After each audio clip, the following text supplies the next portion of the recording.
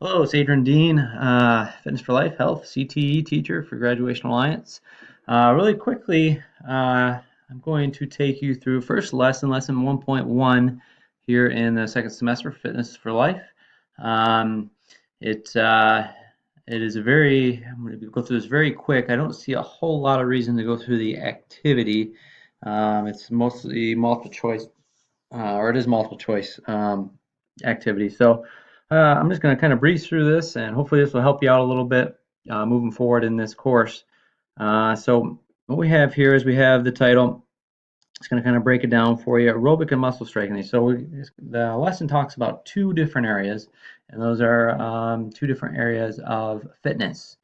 So the first one is aerobic, and aerobic, the definition is going to be right here. So, well, it's somewhat of a definition, but aerobic activity, or what a lot of people refer to as cardio, anything that's going to get you breathing harder and your heart beating faster. And then from here, the lesson really goes into talk about intensity.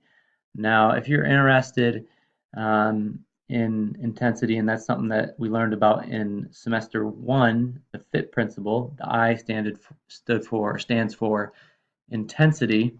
Now, just if you did a quick YouTube search of intensity, it'd be interesting you'll be interested to see what you find. I mean, YouTube is just full of all kinds of stuff, but this is just, there's all kinds of stuff in there on how to increase intensity, how to do quick intensity. Of course, you have all these buff guys on here and everything, but once again, if you want to learn more about how to increase your intensity, there it is. Back to the lesson. Something else I wanted to point out to you real quick, it's right before the aerobic activity piece of it, though. It suggested that adults need 2.5 hours of moderate intensity aerobic activity. So, what is moderate intensity aerobic activity? And that definition is here. It means you're working hard enough to raise your heart rate and break a sweat. That just kind of depends on where you're working out and things like that, how hot it is. Sometimes breaking a sweat isn't very hard if it's really hot. But once again, here's some examples of moderate intensity. Once again, look at this number, 2.5 hours, and that's all week. So you can kind of break that down into 20-minute increments or 30-minute increments. That would be 5 30-minute increments. So, walking fast, doing water aerobics, riding a bike, these are all moderate intensity aerobic activity. Now, the more vigorous intensity aerobic activities are here. And that's going to be your jogging and running. And there's something out there that if you did that YouTube search, you'll come across HIIT, high intensity training or high intensity workouts, HIIT. And so you could do like sprints and take a little rest and do another sprint and take another rest. You could do circuit training on weights where you're lifting weights without hardly any rest. But these are all some good examples of vigorous intensity. And you have this chart here um, that if you did a Google search of physical activity levels, you'd come up with this chart. You may come up with some other charts that are really similar. Some of them are broken down with numbers and that kind of thing, where you kind of rate on a scale of 1 to 10 how hard you're feeling and working out. So you have on this side it's light, uh, on this side it's light, on this side it's vigorous, and here's your kind of your measure. Well, I feel like that's somewhat hard. All right, that's moderate. My breath is breathing is deep and rapid. Well, now you're getting more into the vigorous. Yeah, you're not sweating much. Well, maybe that's light. But you got to take into consideration maybe you're a person that doesn't sweat much, So um, how much you can talk or sing. This is a big one right here. This is a big one. So if you're just talking to your friend or whatever, it's probably not very vigorous. You can't say more than a few words at a time. I'm not saying it's not good for you. You can go walking with somebody or something like that and still carry out a conversation, and you can still get in that moderate range. And remember, that moderate range was back up here for that 2.5 hours moderate intensity. So, not that this isn't good, but if you want to increase your intensity, you'd want to get to where you can't hardly talk, you're really having a hard time having any kind of conversation. So, and then it gives some examples. From there, the lesson goes into muscle strengthening activities. So remember the title of the lesson, aerobic and muscle strengthening. So we'll talk a little about what kind of things we can do to strengthen our muscles, and this will come up in the activity at least 2 days a week.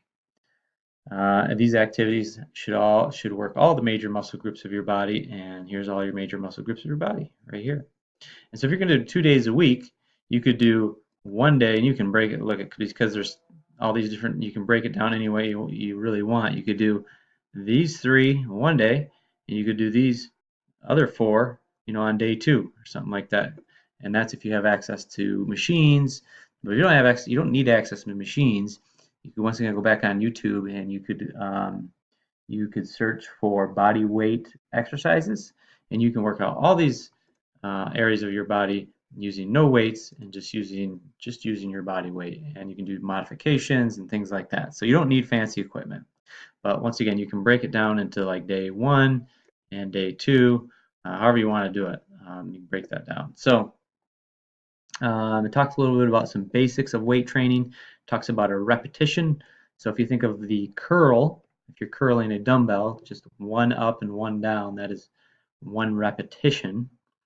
And then it says we talk about try to do 8 to 10 repetitions per activity. And if you go back to kind of this chart here, on that 8th or 10th or that 12th repetition is very hard for you to do, and that would be more intense.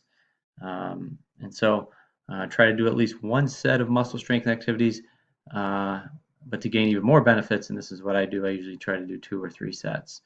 I do like a circuit training, once again, high intensity circuit training. The old kind of fashioned way is you would do a set and you'd rest for a certain amount of time and then you do another set.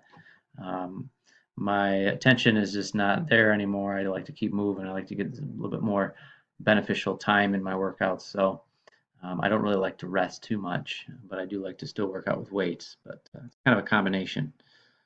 So I already talked about this right here, this last piece of it. Many ways you can strengthen your muscles, whether it's at home or gym.